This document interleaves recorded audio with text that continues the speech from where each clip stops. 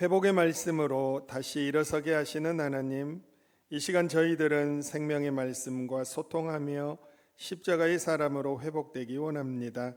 말씀을 흘려보내지 않고 말씀으로 무장되어지는 능력의 시간이 되게 하여 주옵소서.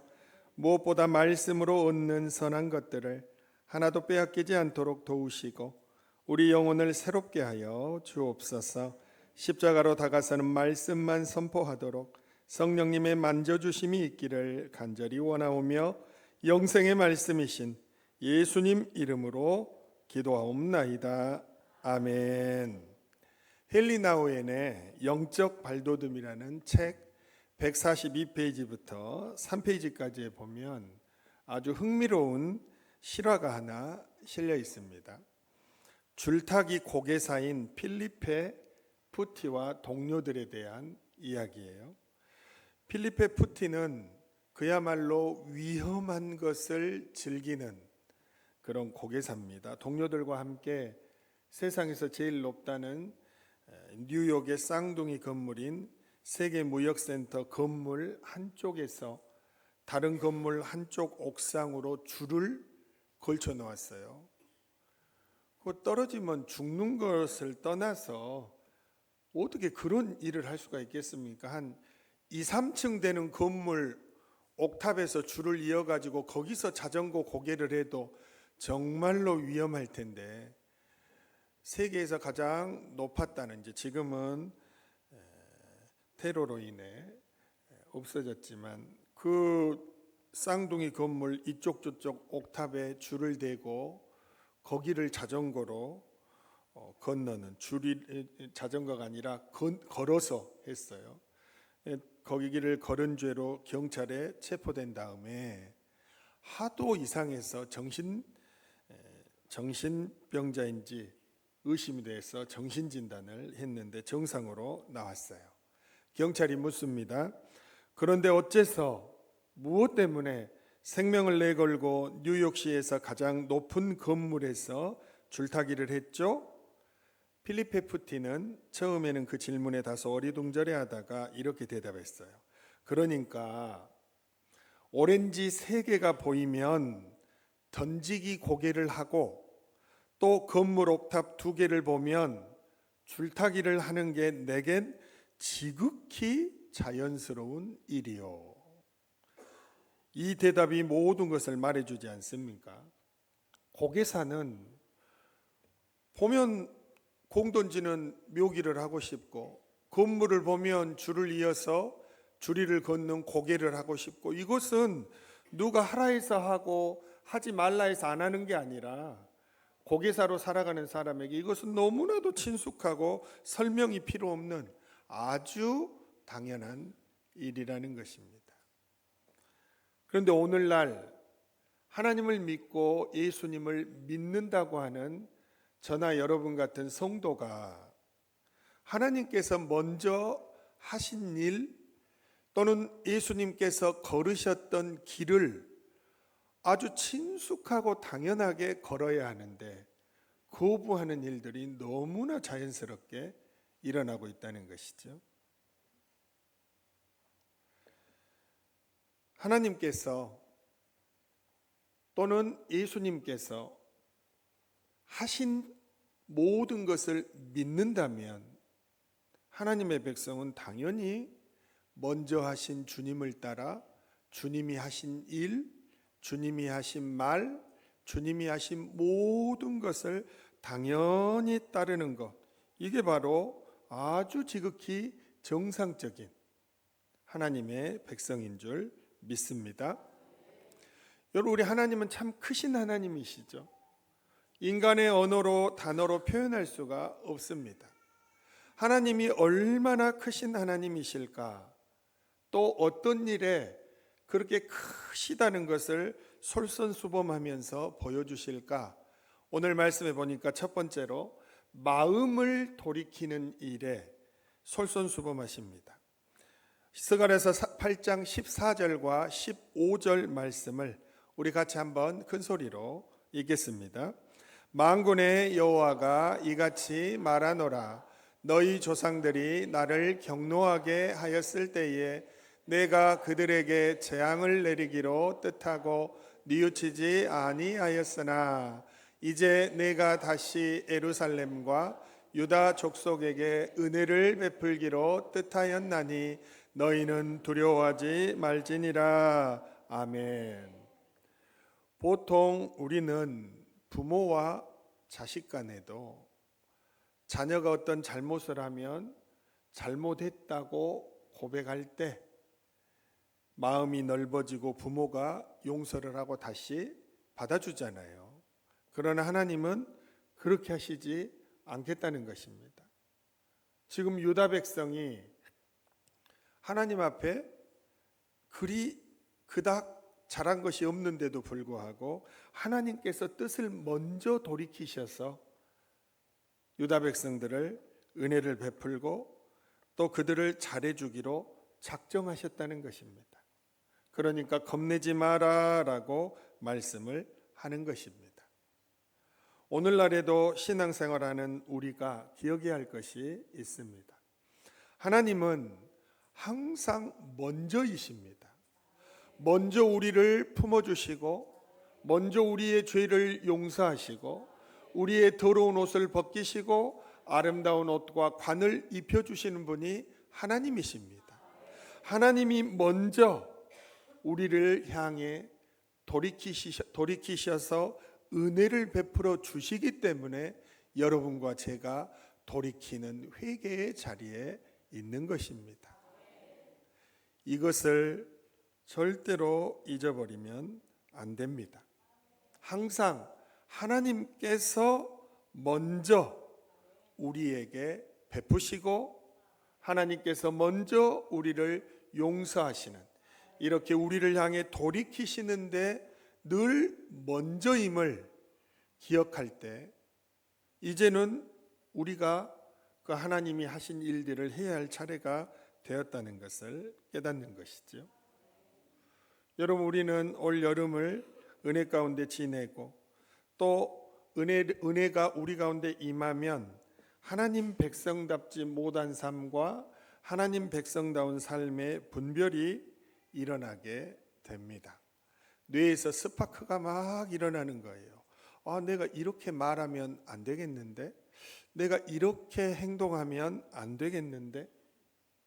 하나님께서 우리를 향해 돌이키시면서 이제는 우리 보고 돌이키라고 말씀하셔요. 어떤 삶으로 돌이키라는 것입니까? 스가랴서 8장 16절의 말씀입니다. 너희가 행할 일은 이러하니라. 너희는 이웃과 더불어 진리를 말하며 너희 성문에서 진실하고 화평한 재판을 베풀고 라고 말합니다. 하나님이 하나님의 백성에게 원하시는 삶은 진실하게 재판하고 인애와 긍휼을 베풀고 가난한 자를 압제하지 않는 삶을 살아야 한다. 이렇게 말씀을 하시는 거예요. 김하중 장로님의 젊은 크리스천들에게라는 책이 있습니다. 김하중 장로님은 김대중 노무현 정부의 주중대사, 역대 최장수 대사였고 귀국에서는 이명박 정부의 초대 통일부 장관을 할 만큼 외교사의 길이 빛나는 분이십니다. 이분이 그의 책 파트 3의 하나님을 믿는 젊은이들에게라는 부분에 이제 요약을 해보자면, 젊은이들이, 하나님을 믿는 젊은이들이 어떻게 살아야 할 것인가, 끝까지 정직을 사수하라 이렇게 말합니다. 사랑하고 용서하라, 그러면 나부터 살아난다 이야기하는 거예요. 사람으로부터 자유하라고 말합니다. 하나님을 따르기 위해서는 사람의 눈치를 보거나 사람에게 얽매이는 것으로부터 자유하라 말하지요. 사랑의 중보자가 되라라고 말합니다. 그리고 힘없고 불쌍한 사람을 도우라 이렇게 말하는 것이죠. 늘 기도하고 또 하나님의 은혜 속에 사는 장로님이시지만 그의 삶 또한 너무나 반듯하고 하나님이 원하시는 삶을 살아가는 사람이었습니다. 314쪽에 보면 하나님의 사람은 세상 사람을 본받지 말고 학연과 지연과 혈연의 고리를 잘라버리고 항상 부하를 공평하게 대우해야 한다라고 고백합니다. 318쪽에서는 몸담은 조직이 여러분에게 거짓말을 하기를 강요한다면 여러분은 그 조직에 계속 있어서는 안 됩니다라고 말합니다. 319쪽에서는 만일 여러분이 그 풍요로운 삶을 포기할 수 없어서 세상이 속삭이는 대로 계속 편법과 불법을 저지르며 산다면 아무리 11조를 잘 내고 교회에 중보기도를 부탁하면서 하나님의 용서와 은혜를 구한다 해도 그것은 진정한 믿음이 아닙니다 라고 말합니다. 하나님을 믿는 백성이라면 더 많은 사람에게 하나님을 하나님 아버지 되게 하려면 어떻게 해야 돼요? 정직하고 바르고 의롭고 신실하고 그리고 약하고 불쌍한 사람들을 아끼며 살아야 한다라고 하나님께서 말씀을 하십니다. 그래야 더 많은 사람이 성도인 우리의 삶을 보고 따라올 것 아닙니까? 계속해서 스가랴서 8장 17절에 하나님께서 말씀하십니다. 마음에 서로 해하기를 도모하지 말며 거짓 맹세를 좋아하지 말라. 이 모든 일은 내가 미워하는 것이니라 여호와의 말이니라 이렇게 말씀합니다. 작은 거짓말 하나도 힘들어하는, 그래서 그 작은 거짓말로 인해 이웃을 해하거나 또 의를 포기하는 그런 삶을 살지 말라 말씀을 하는 것이죠. 최용우 전도사가 운영하는 인터넷 홈페이지에 햇볕 같은 이야기라는 것이 있어요. 여기에 여러 가지 좋은 글들이 실려 있는데 거기에 실려 있는 글 중에 제가 본 내용이에요. 이런 내용입니다. 대령으로 갓 진급한 한 장교가 자신의 새 사무실 책상에 앉았습니다. 그는 자기 어깨에 붙은 대령 계급장을 쳐다보면서 으쓱해 하고 있었습니다. 마침 이등병 하나가 사무실로 들어와 격려를 한 후 무슨 말을 하려는데 순간 대령이 사병의 말을 막으며 먼저 말을 꺼냈습니다. 잠깐만, 내가 지금 중요한 전화를 해야 하니까 잠깐 거기서 기다리게. 그리고 장교는 누군가에게 전화를 걸어 이렇게 말합니다. 안녕하십니까 장군님, 오늘 저를 뵙기 원하신다고요? 네, 알겠습니다. 그는 수화기를 내려놓고는 잘난치 않은 표정으로 이등병에게 말했습니다. 자네 무슨 일로 왔는가? 이등병은 머뭇머뭇하더니 대답했습니다. 예, 대령님, 저는 대령님 사무실에 전화선을 연결해 드리려고 왔습니다. 순간 신임 대령은 얼굴이 빨개지며 아무 말도 하지 못하고 슬그머니 직무실을 나왔습니다. 대령이 잘난 체하며 통화했던 전화는 전화선이 연결되지도 않았던 것입니다. 우리는 살아가면서 허세를 많이 부리죠.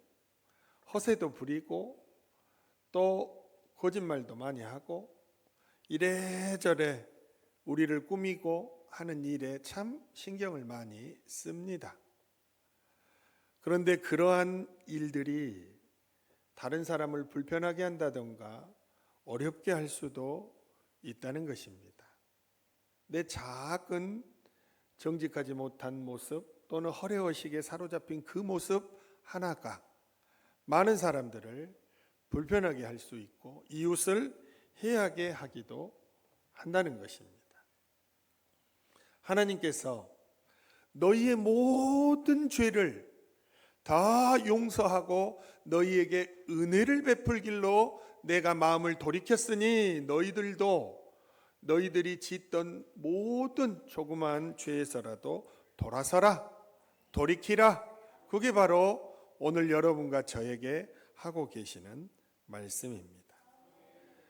새 정부 들어서 새 특검으로 인해 지금 여러 가지 전 정부에서 있었던 비리들이 참 많이 밝혀지고 있습니다.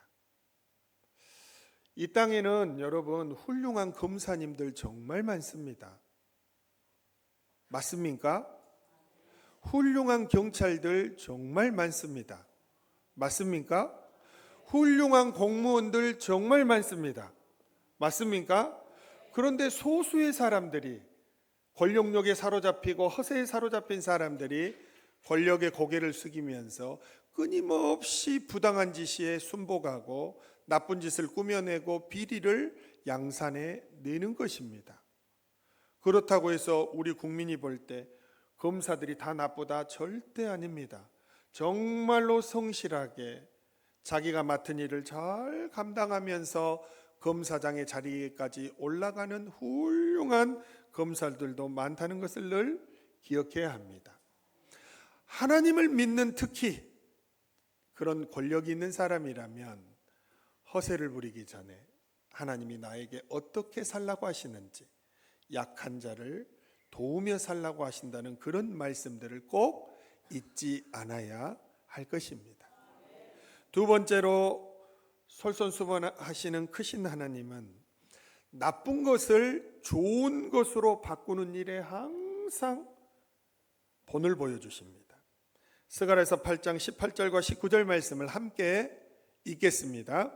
만군의 여호와의 말씀이 내게 임하여 이르시되 만군의 여호와가 이같이 말하노라. 넷째 달의 금식과 다섯째 달의 금식과 일곱째 달의 금식과 열째 달의 금식이 변하여 유다 족속에게 기쁨과 즐거움과 희락의 절기들이 되리니. 아멘. 유다 백성들의 신앙은 슬픔의 신앙이었어요. 이 사람들은 항상 과거에 사로잡혀 있었어요. 그 옛날 다윗 왕과 솔로몬 왕 시절에 그 지대를, 그 지역을, 고대 근동을 호령했던 과거에 사로잡혀 있는 사람들이에요. 그런데 자기들이 정말로 자랑스럽게 여겼던 예루살렘 성벽에 주전 587년 구멍이 뚫리는 사건이 발생했어요. 그리고 10월 열째 달에는 성읍이 포위되는 사건이 발생하고, 그리고 솔로몬 성전이 다섯째 달에는 불에 타는 일이 일어난 거예요. 그러니까 유다 백성은 그들의 신앙을 돌아보면 항상 예루살렘 성벽에 구멍이 뚫렸던 것을 기억하면서 넷째 달이 여름이에요. 이스라엘 날씨로는 여름에 금식했고, 솔로몬 성전이 불탄 것을 기억하며 여름 중간 5월에 또 금식했고, 바벨론 느부갓네살 왕에 의해 예루살렘이 포위된 것을 기억하며 겨울 열째 달에 늘 금식했어요. 1년 내내 나라가 망한 것을 기억하며 슬픔 가운데 살았어요. 이게 유다족 속의 신앙의 모습이었어요. 그런데 하나님께서 오늘 선포하시는 것이죠. 이 슬픔의 절기를 즐거움과 희락의 절기로 바꾸시겠다. 누가요? 하나님께서 말씀하고 계십니다. 하나님은 오늘도 여러분과 저에게 계속해서 말씀하십니다. 우리가 듣는 귀가 세상 사람의 소리와 세상의 욕망에 가득 찬 소리와 그리고 사단마귀가 속삭이는 소리를 분별하지 못하고 그 음성을 크게 듣고 있기 때문에 하나님의 음성을 못 듣는 거예요.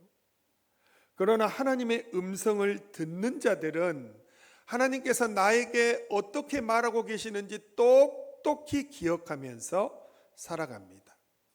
하나님 뭐라고 말씀하셔요? 너의 모든 슬픔과 고난의 절기를 기쁨과 즐거움과 희락의 절기로 바꿔주겠다. 하나님은 오늘도 말씀하고 계십니다. 이 시간에도 그 음성을 듣는 여러분들이 되시기를 간절히 바랍니다. 그러니까 하나님께서 이제는 네 차례야, 네가 바꿔야 할 차례야. 뭘 바꾸라는 거죠? 하나님이 바꾸신 것처럼 여러분과 저도 바꾸라는 거예요. 어떻게? 오늘 스가랴서 8장 19절 말씀입니다. 오직 너희는 진리와 화평을 사랑할지니라. 아멘. 말씀하시는 거예요. 전쟁, 다툼, 불화, 폐허, 패배의식으로 가득 찬 슬픈 삶을 걷어내고 진리와 화평을 사랑하는 마음으로 가득 찬 기쁨의 삶으로 바꾸라는 것입니다. 그럼 뭘 바꿔야 하죠? 말하는 것을 좋은 방향으로 바꿔야 하고, 생각하는 것을 좋은 방향으로 바꿔야 하고, 다른 사람을 바라보는 시선을 좋은 방향으로 바꿔야 합니다. 아내를 바라보는 생각을 좋은 방향으로 바꿔야 하고, 남편을 바라보는 생각을 좋은 방향으로 바꿔야 돼요. 바꿔. 모든 걸 다 바꿔야 하는 거예요. 그러면 우리 삶의 모든 계절이 놀라운 은혜의 계절, 기쁨의 계절, 능력의 계절, 은총의 계절로 변할 줄 믿습니다. 하나님이 나에게 하시는 음성을 똑똑히 내 뇌리 가운데 새기고 내 심장에 새기고, 오늘도 하나님은 나를 기쁨과 즐거움의 사람으로 만들어 주신다고 말씀하시니, 그 말씀에 순종하여 내가 지금 살고 있는 현실에 손으로 잡은 것 없고, 눈으로 확인한 것 없고, 온 몸으로 붙잡은 것이 없을지라도 우리는 항상 하나님의 약속의 음성을 믿고 늘 희망을 말하고, 늘 긍정을 말하고, 늘 잘되게 하시는 일들을 꿈꾸며 살아가야 하는 것입니다. 그게 가장 행복한 신앙인의 모습이요, 그런 모습이 여러분과 저의 모습이 되어야 할 줄로 믿습니다. 마지막 세 번째, 솔선수범하시는 하나님은 어떤 일, 어떤 것을 바꾸는 일에 솔선수범하실까요? 작은 것을 큰 것으로 바꾸는 일에 솔선수범하십니다. 하나님의 계획을 오늘 말씀해 주세요. 스가랴서 8장 20절 말씀입니다. 만군의 여호와가 이와 같이 말하노라. 다시 여러 백성과 많은 성읍의 주민이 올 것이라 말씀합니다. 선민이었던 유다 백성들뿐만 아니라 여러 이방 족속들도 하나님께 돌아오게 하겠다, 이렇게 말씀을 하십니다. 그러니까 하나님께서 이제 이방 족속들도 다 품어서 하나님 백성 삼겠다는 거예요. 그럼 하나님께서 먼저 이렇게 말씀하시고 행하시면 하나님을 믿는 여러분과 저는 당연히 하나님을 따라야 하겠죠. 여러분과 저도 더 많은 사람들이, 더 많은 이방인들이 하나님께 돌아올 수 있는 더 큰 사람으로 변화되어야 하는 것입니다. 여러분, 더 큰 그릇, 더 큰 사람으로 변화되려면 어떻게 해야 합니까? 공부를 많이 하면 됩니까? 지식이 아무리 쌓여도 사람의 성품은 잘 변하지 않습니다. 물질을 아무리 많이 벌고 좋은 집에 살고 좋은 차를 타도 그 사람의 성품은 변화가 없습니다. 사람이 타고난 천성은 잘 바뀌지 않습니다. 그런데 하나님의 은혜가 임하면 그 은혜가 다 덮어버립니다. 그러면 사람이 변화되기 시작하는 것입니다. 모든 것이 하나님의 은혜로 덮이면 모든 것이 감사의 조건이 되고, 모든 것이 기쁨의 조건이 되고, 모든 것이 즐거움의 조건이 되는 것입니다. 그래서 하나님의 은혜로 충만한 어머니들은 청소할 때도 콧노래를 부르며 청소하는 것입니다. 은혜로 충만한 아버지들은 그래서 콧노래를 부르며 직장에 출근해서 일을 하는 것입니다. 은혜가 충만한 사람은 하나님의 은혜가 그를 붙들고 있기 때문에 싫은 사람이 적어지는 것이고, 미운 사람이 없어지는 것이고, 품을 수 있는 능력 또한 커지는 것입니다. 여러분, 더 큰 그릇이 되려면 하나님을 찾고 은혜를 구하는 자가 되어야 합니다. 스가랴서 8장 21절과 22절의 말씀입니다. 이 성읍 주민이 저 성읍에 가서 이르기를 우리가 속히 가서 만군의 여호와를 찾고 여호와께 은혜를 구하자 하면 나도 가겠노라 하겠으며 많은 백성과 강대한 나라들의 예루살렘으로 와서 만군의 여호와를 찾고 여호와께 은혜를 구하리라 말씀하십니다. 내가 은혜 받고 내가 은혜를 찾고 내가 변화되니까 다른 이방 백성들도 다 나를 따라서 어디로 가겠다는 거예요? 은혜 받는 자리로 가겠다는 거예요. 모세가 하나님께 구할 것이 참 많았는데 모세가 하나님께 구한 것이 있습니다. 하나님께 주의 영광을 보여주세요 이렇게 구했어요. 하나님의 임재, 그 하나님의 은혜의 모습을 한 번만이라도 보게 해주세요. 그런 소원을 가졌어요. 그러니 반역하고 불순종하는 그 백성을 품고 유다 광야 생활 40년을 이겨낸 것입니다. 더 큰 그릇, 더 많은 사람을 품는 그릇 되려면 뭐가 있어야 돼요? 하나님의 은혜가 있어야 해요. 2박 3일 아웃리치 하면서 우리가 아이들을 아웃리치 저녁 집회에 오라 해서 자꾸 참석을 시켰어요. 아이들이 엄마 아빠 말에 선생님 말에 절대 변화되지 않습니다. 간혹가다 스승의 말에 변화되는 사람도 있지만 그 속 마음까지 변화되지는 않습니다. 사람을 변화시키는 것은 오직 하나님의 은혜요 하나님의 손길입니다. 하나님이 만지시면 그 어떤 사람도 변하게 되어 있습니다. 그래서 이 애들을 집회에 나오게 한 것이고 마지막 날은 제가 돌아다니면서 일일이 안수를 한 것입니다. 성령께서 설교를 들을 때 임하기도 하고 기도할 때 임하기도 하고 경배와 찬양을 드릴 때 임하기도 하지만 성령이 임하는 가장 좋은 방법 중에 하나는 성령의 기름 부으심이 흐르는 영적 지도자가 안수해 줄 때 성령의 기름 부음이 가장 강력하게 흐릅니다. 저도 이틀 동안 집회 인도하고 저녁에 금식하고 뜨겁게 기도하다가 얘들 한 사람씩 안수하는 것이 얼마나 힘에 겨운지 모릅니다.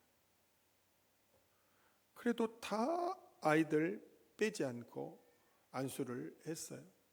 왜 했습니까?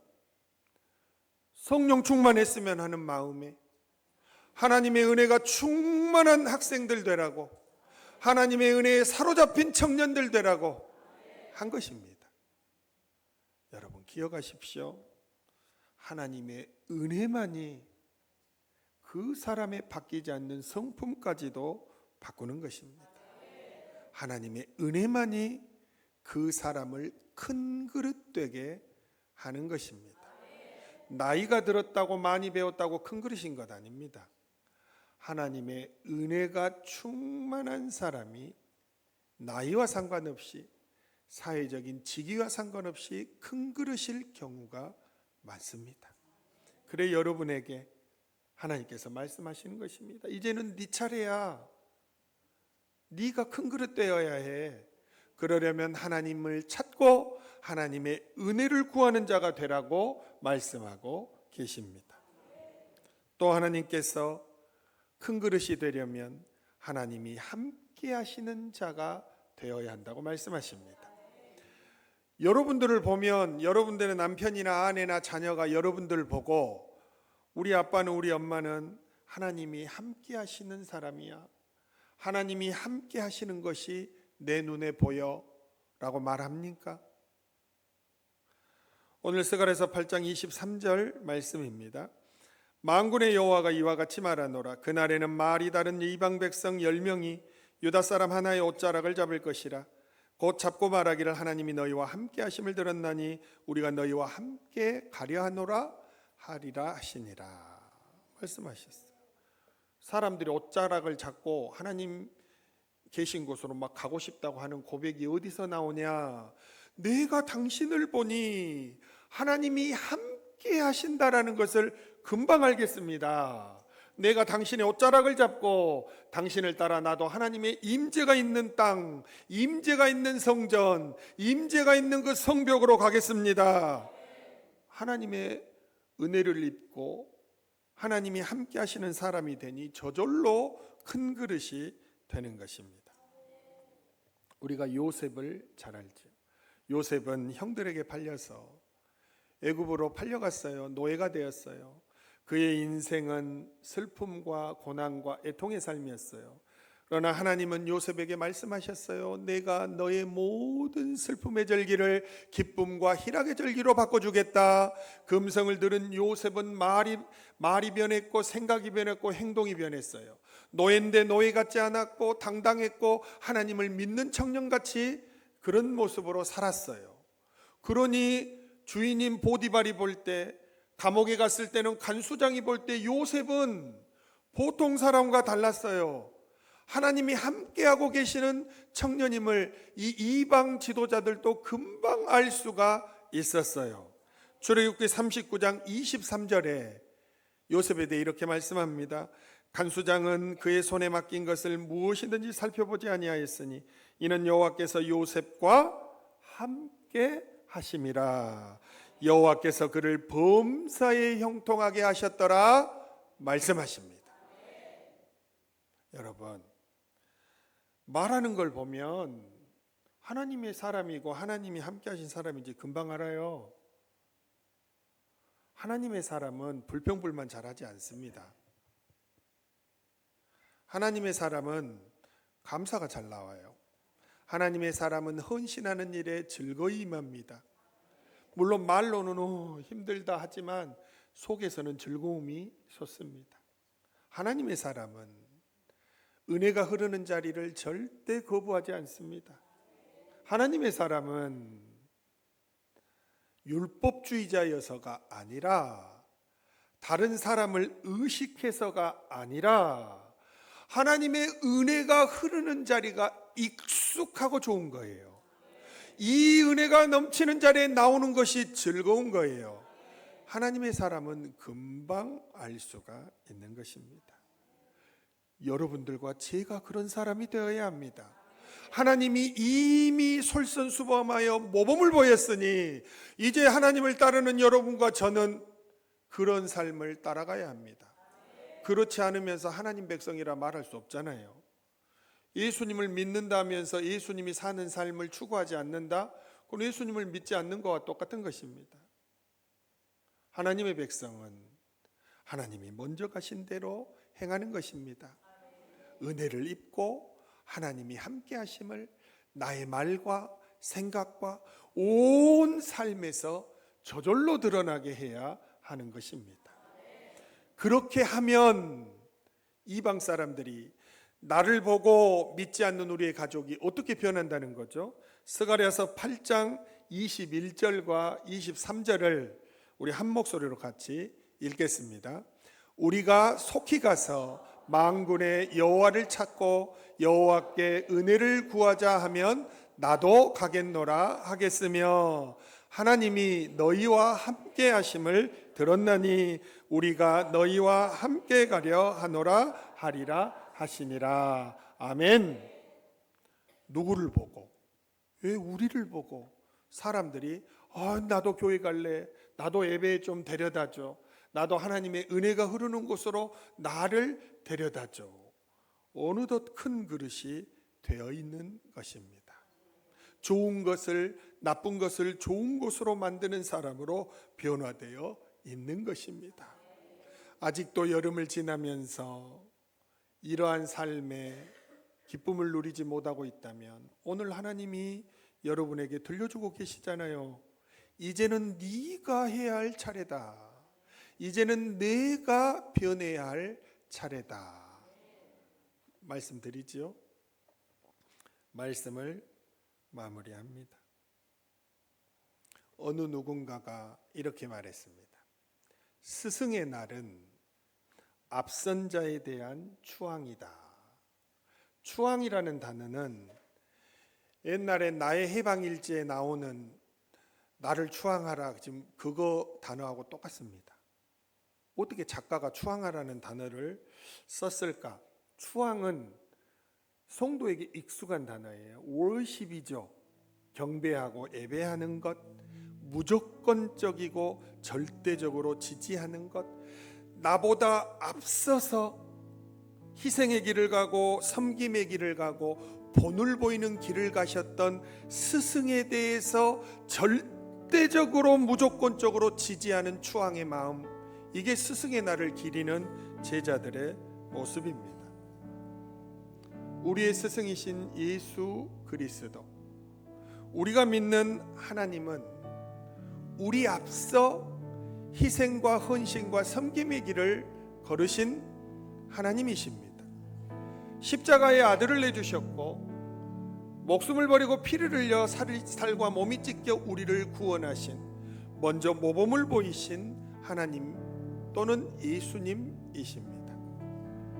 먼저 은혜를 베풀고 은총을 주신 하나님께서 우리에게 말씀하십니다. 나를 따라오라.